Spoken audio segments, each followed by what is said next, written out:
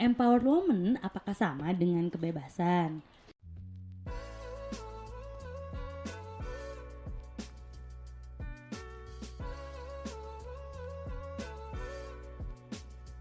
Hai, Assalamualaikum. Kembali lagi di podcast Positive History bersama Lulu dan Leni. sudah banyak pembahasan tentang empowered woman. Sebenarnya apa sih empowered woman itu? Nah teman-teman, jadi empowerment atau empowered woman atau sering kita bilang pemberdayaan perempuan itu kita sering dengar juga ya, kitanya berdaya dan memberdayakan perempuan lainnya. Itu bisa kita bilang bagaimana kita sebagai perempuan memiliki kemampuan untuk melakukan sesuatu ataupun memiliki kemampuan untuk bertindak atas apapun pilihan yang diambil untuk menjalani hidup kita sendiri. Begitu.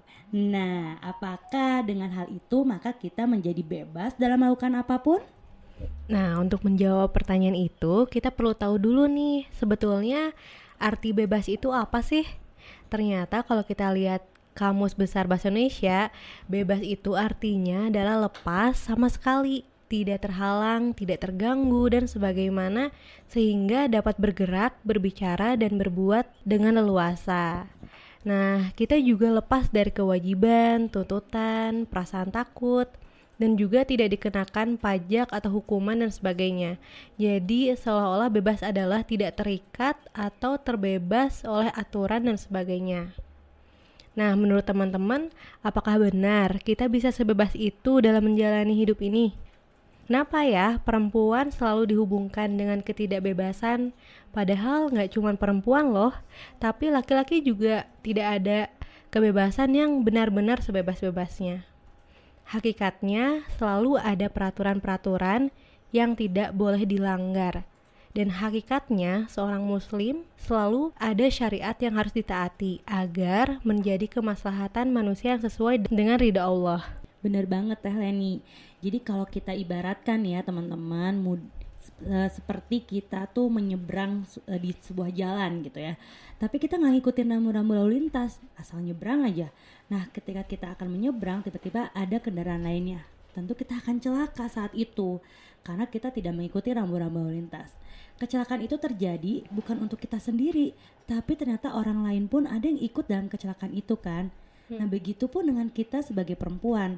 Ketika kita diamanahi berbagai peran yang Allah berikan khusus kepada perempuan, pastinya ada pesan dan potensi yang Allah ciptakan untuk kita sebagai perempuan, agar perempuan bisa menjalankannya bukan hanya sebagai bentuk penciptaannya saja ya tentunya, tetapi ada makna yang sudah Allah hadirkan untuk kita dan untuk orang-orang di sekitar kita.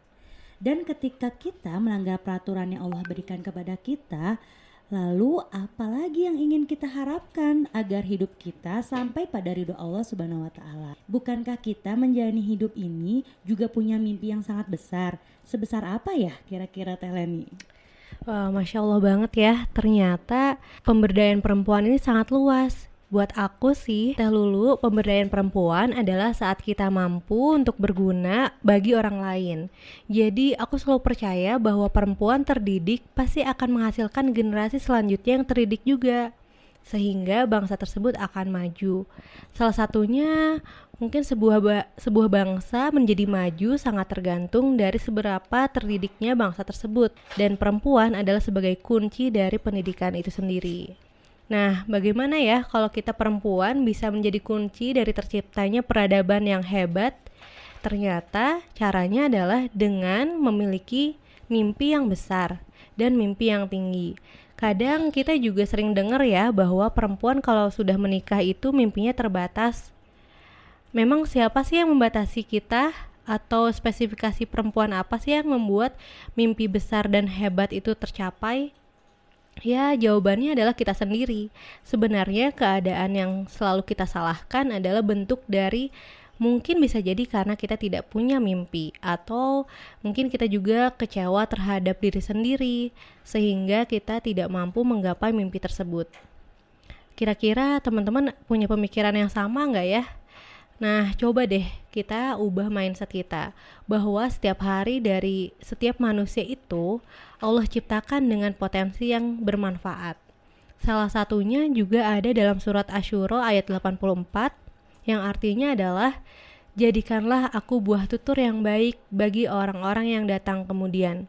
Jadi ini adalah bahasan tentang setiap manusia itu pasti punya potensi yang selalu ada dalam dirinya. Tinggal kita cari potensi apa aja sih yang sudah Allah jadikan modal untuk kita, dan mungkin itu adalah salah satu upaya kita untuk bisa menjadi berdaya. Boleh dimulai dari sekarang ya Teh Lulu ya. Betul banget nih Teh Leni. Jadi teman-teman semua sudah pernah cari tahu belum ya tentang hal itu? Nah, karena kalau dalam Islam pun kita sudah pernah loh membahas hal ini ya. Kita pernah di konten-konten kita sebelumnya, pemberdayaan perempuan dalam spiritualitas Islam.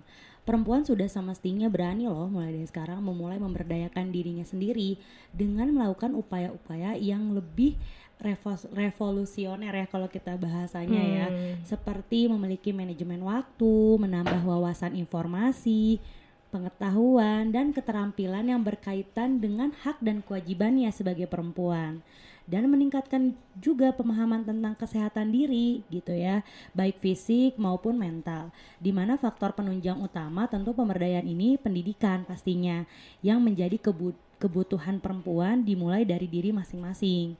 Nah, mulai nih teman-teman cari role model dari sekarang atau profil perempuan-perempuan Islam yang menginspirasi teman-teman semua, yang banyak memberikan inspirasi bagi perempuan lainnya juga.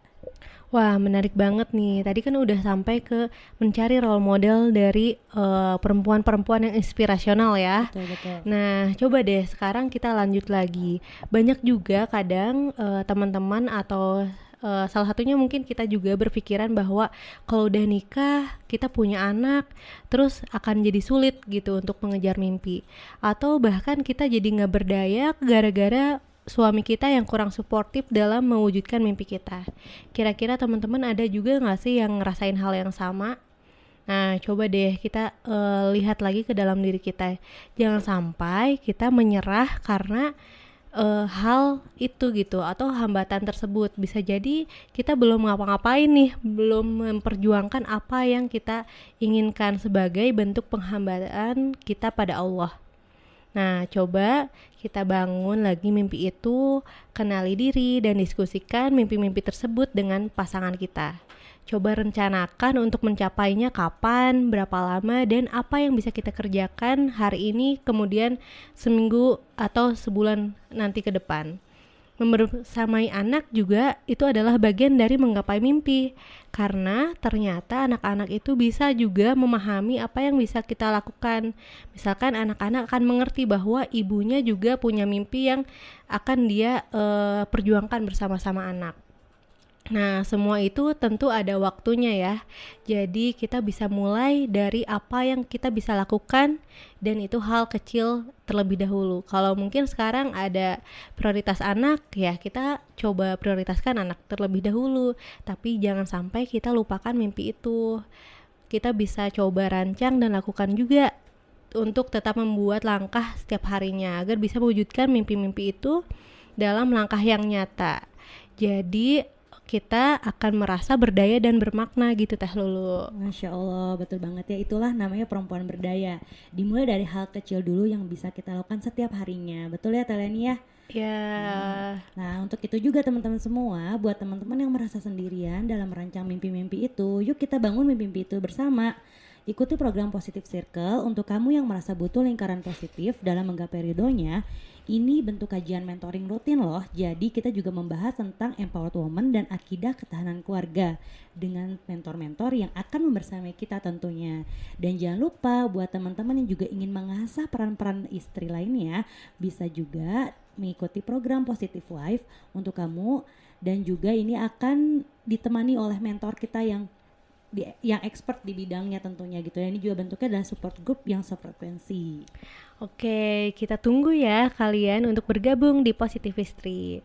Sampai jumpa lagi di podcast kita selanjutnya. Assalamualaikum.